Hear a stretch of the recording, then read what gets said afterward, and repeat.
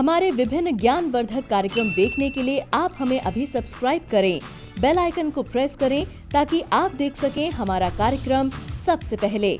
और अधिक जानकारी के लिए फेसबुक पेज को लाइक करना न भूलें। जय माँ इंद्राक्षी। इंद्राक्षी धाम में दर्शकों आप सभी का हम हार्दिक स्वागत करते हैं। आज के दिन जिन जातकों का जन्मदिवस है, मैरिज एनिवर्सरी है, उन सभी को हमारी तरफ से बहुत बहुत शुभकामनाएं। आज हम बात करने वाले हैं कि जो हम ज्योतिषीय उपाय के हिसाब से रत्न धारण करते हैं, उन रत्नों में कई बार हम धातु का चयन गलत कर लेते हैं, उंगली का चयन भी गलत कर लेते हैं। तो आज मैं मेन धातु की बात आपसे करने वाला हूँ। ये आपके ज्ञानवर्धक के लिए कार्यक्रम अच्छा है, इसको आप ज़रूर सुनिएगा।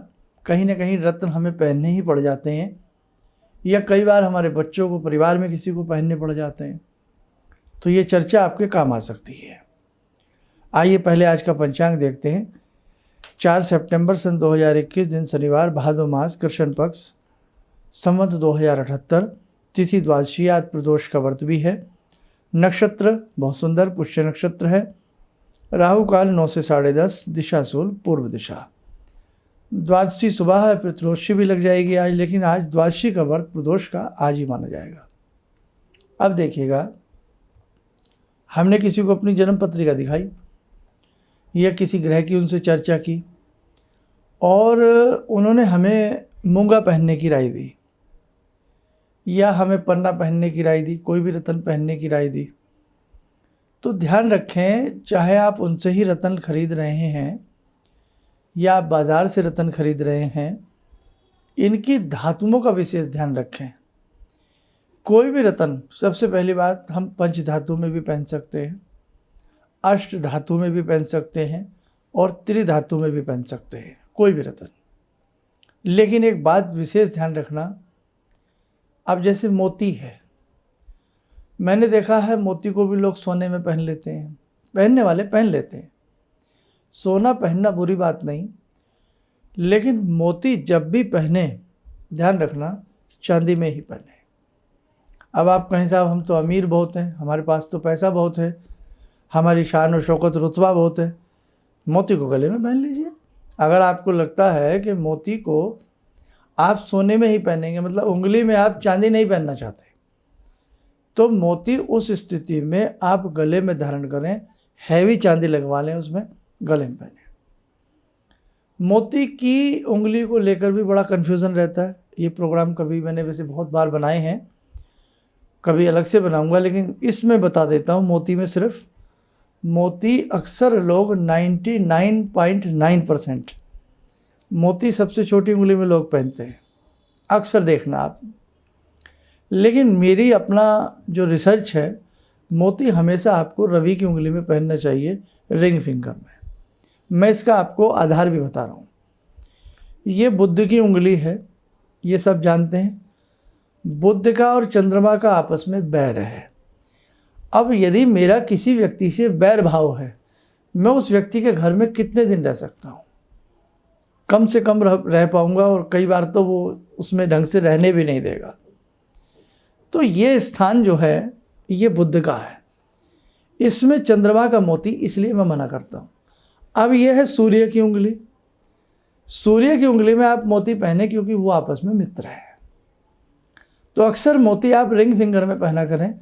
अब कुछ लोग किताबें ले आते हैं, किताबों में जहाँ जो लिखा है उसे वो लोग धारण कर लेते हैं। देखो, किताबें अपनी जगह हैं और इंसान का अनुभव अपनी जगह है। कई बार किताबों में जो चीज़ लिखी होती है, अनुभव के आधार पर वो हर व्यक्ति को सूट नहीं आती, ये ध्यान रखना। इसलिए पुस्तक का ज्ञान अपनी जगह है और आपका अपना मौखिक ज्ञान, आपके एक तजुर्बे का ज्ञान, वो अपनी जगह है। तो मैंने अब तक का जो अपना अनुभव किया है, अब हो सकता है आप इससे, मेरे अनुभव से आपका मन मैच ना खाए, वो बाद की बात है। लेकिन मैं अगर किसी को मोती की राय दूंगा, तो मैं उसको रिंग फिंगर में ही मोती की राय देता हूँ। समझ में आया? और वो भी चांदी में। अब पन्ने की बात करते हैं। पन्ना बहुत लोग चांदी में पहनते हैं, मेरी राय यह है कि पन्ना सदैव सोने में पहने। चांदी में पन्ना सूट नहीं करेगा, फबेगा नहीं, और फब भी गया तो जो उसका पूर्ण लाभ आपको मिलना चाहिए था नहीं मिलेगा। चांदी फिर आ गई ना, किसकी धातु आ गई? चंद्रमा की आ गई, और बुध चंद्रमा का मेल नहीं है, फिर दिक्कत आएगी। अब एक क्वेश्चन आपके मन में उठ रहा है, मैं जानता हूँ, क्या किसी के पास इतना पैसा ना हो कि वो सोने में पहन सके? मानता हूँ, आई एग्री, क्योंकि सोना महंगा है। उस स्थिति में आप क्या करें, त्रिधातु में पहन लो। 3 धातु तो डलवा सकते हैं हम, तांबा डलवा दो, चांदी डलवा दो, पीतल डलवा दो, मत सोना डलवाओ।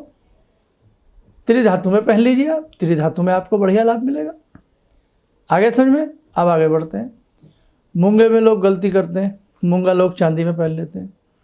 कदापि मूंगे को चांदी में ना पहने, या तांबे में, सबसे बढ़िया कॉपर तांबा, नहीं तो फिर गोल्ड। ऐसे नीलम को भी लोग मैंने देखा चांदी में पहन लेते हैं। नीलम को पंचधातु में, अष्टधातु में, या लोहे में, या फिर सोने में, सबसे बढ़िया।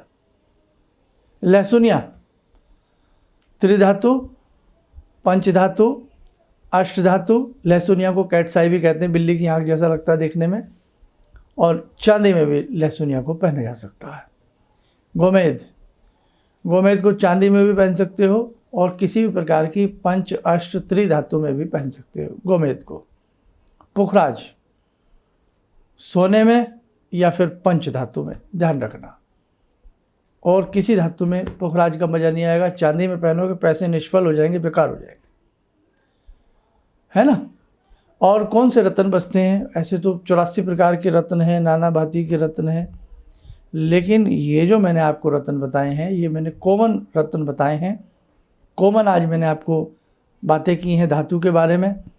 और वैसे तो बहुत सारे रत्न हैं, लालड़ी है, तांबड़ा है, और पीतांबर है, नीलांबर है।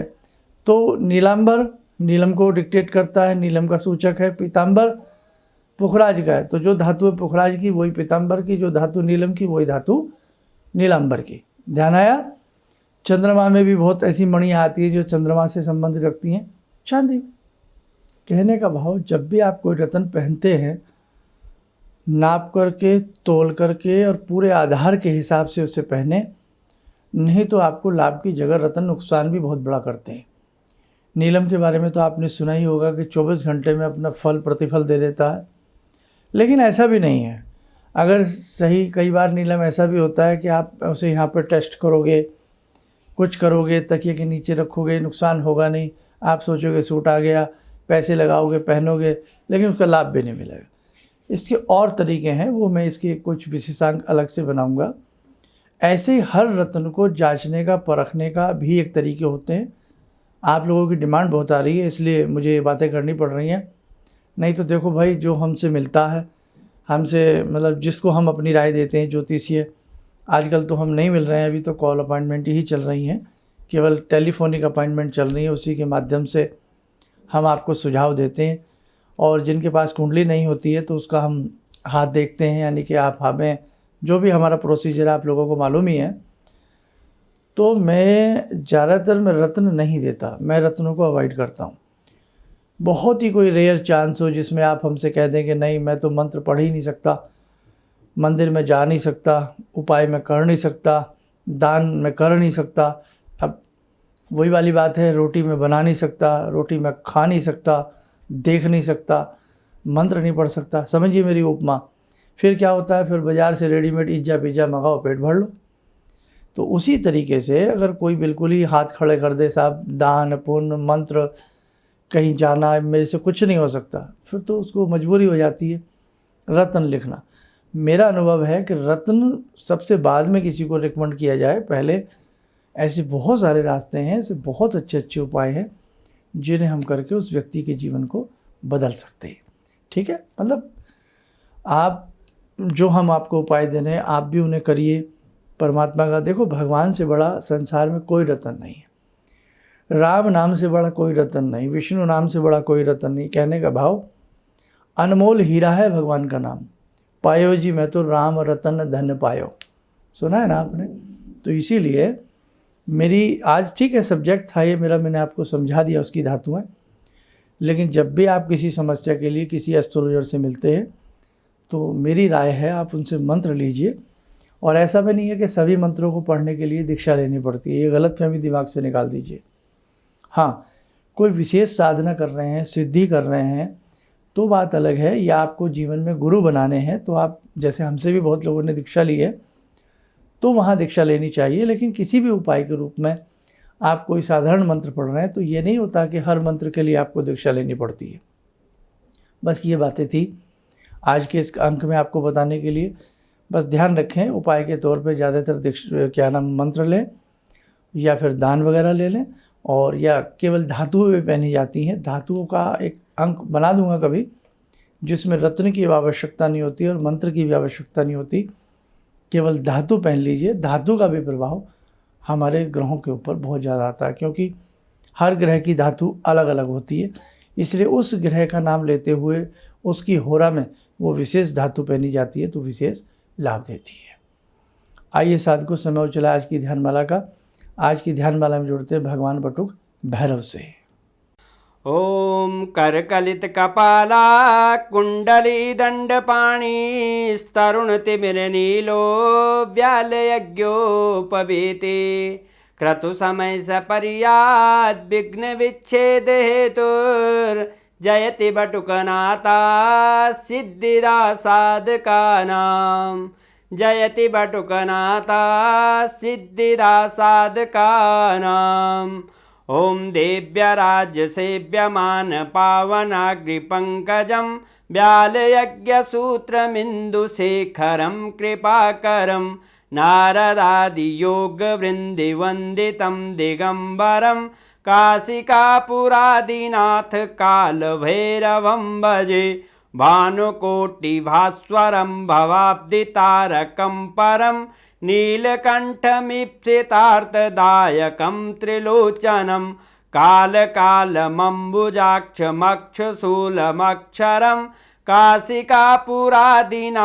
कालभैरवं भजे शूलटङ्कपाशदण्डपाणिमादिकारणं श्यामकायमादिदेवमक्षरं निरामयं भीमविक्रमं प्रभुविचित्रताण्डवप्रियं काशिकापुरादिनाथ कालभैरवं भजे भुक्तिमुक्तिदायकं प्रशस्तचारुविग्रहं भक्तवत्सलं स्तमस्तलोकलोकविग्रहं भूतसङ्गनायकं विशालकीर्तिदायकं काशीवासलोकपुण्यपापशोधकं विभुं नीतिमार्गकोविदं पुरातनं जगत्पतिं काशिकापुरादिनाथ कालभैरवं भजे काशिकापुरादिनाथ कालभैरवं भजे। कवच बना लें, ध्यान करें, भगवान भैरव का शुभ आशीष हम सबके ऊपर बरस रहा है।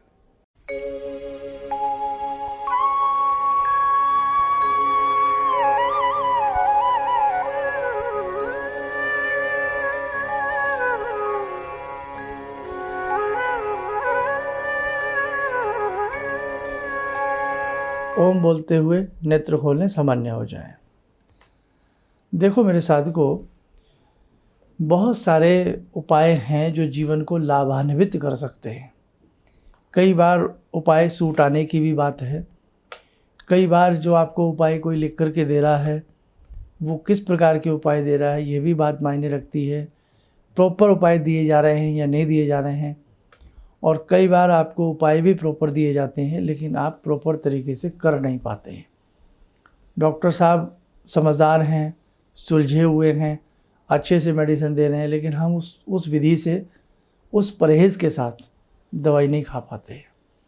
और कई बार दवाई खाते खाते तंग आ जाते हैं, मर्ज़ डॉक्टर साहब के पकड़ में नहीं आता। दोनों बातें, वही सेम स्थिति एस्ट्रोलॉजर के ऊपर होती है। तो आप कोई भी उपाय करें बहुत सोच समझ करके किया करें। सिर्फ एक ही उपाय ऐसा है, मंत्र साधना। मंत्र कोई भी साध सकते हैं, कोई भी मंत्र पढ़ सकते हैं जिसमें कोई साइड इफ़ेक्ट नहीं होता। आप स्वस्थ रहें, सुखी रहें। इन्हीं शुभकामनाओं के साथ हम अपनी वाणी को विराम देते हैं। जय माँ इंद्राक्षी। मैं मंची कवि हूँ बेसिकली। मुझे बहुत दिनों से इस बात की तलाश थी कि मैं कभी कोई गलती करूँ तो कोई ऐसा व्यक्ति मेरे ऊपर हो जो उसको बचाए, क्योंकि गलतियाँ तो होती हैं। और आज के कार्यक्रम से मैं दावे से कह सकता हूँ कि मेरी वो तलाश आज पूरी हो गई। बस इससे ज़्यादा मैं नहीं कुछ कह सकता। किसी भी समस्या के समाधान के लिए मिले प्रसिद्ध हस्तरेखा एवं वास्तु विशेषज्ञ प्रोफेसर धर्मेंद्र शर्मा जी से। नोट: शिविर में भाग लेने हेतु एवं व्यक्तिगत रूप से मिलने के लिए कॉल करने का समय सुबह 10 बजे से शाम 6 बजे तक। हमारे विभिन्न ज्ञानवर्धक कार्यक्रम देखने के लिए आप हमें अभी सब्सक्राइब करें, बेल आइकन को प्रेस करें ताकि आप देख सकें हमारा कार्यक्रम सबसे पहले। और अधिक जानकारी के लिए फेसबुक पेज को लाइक करना न भूलें।